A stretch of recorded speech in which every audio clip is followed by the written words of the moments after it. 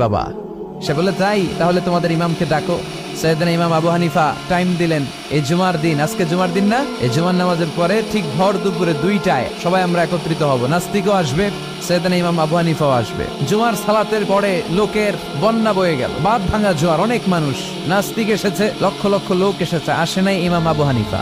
আসে না আধা ঘন্টা, 1 ঘন্টা, 2 ঘন্টা পরে আসছে। নাস্তিক বলে, এই তোমাদের ইমাম যার কোনো সময়ের জ্ঞানই নাই, এর সাথে কিসের তর্ক? সাইয়েদনা ইমাম আবু হানিফা বলে, ইনদি উযর, আমার ওজর আছে। কি ওজর? সাইয়েদনা ইমাম আবু হানিফা বলেন, আমি ঘর থেকে বের হয়ে আসার পথে একটা নদী পার হয়ে আসতে হয়। আজকে এসে দেখি নদীর মধ্যে কোনো মানুষ টানুষ নাই, নৌকা নাই, মাঝি নাই, কিচ্ছু নাই। তো হঠাৎ দেখলাম পাশে বিশাল বড় একটা গাছ, এই গাছটা এমনি এমনি 2 ভাগ হয়ে গেল। হঠাৎ গাছ থেকে এমনি এমনি লম্বা তক্তা হয়ে গেল, এমনি এমনি তক্তাগুলো জোড়া লেগে নৌকা হয়ে গেল। আর নৌকা আমার সামনে আসলো, মাঝি ছাড়া, লগি বৈঠা ছাড়া। আমি নৌকায় যেয়ে বসলাম, নৌকাটা আমার নিয়ে টান দিয়ে সাঁ করে ওপারে নিয়ে গেল। তো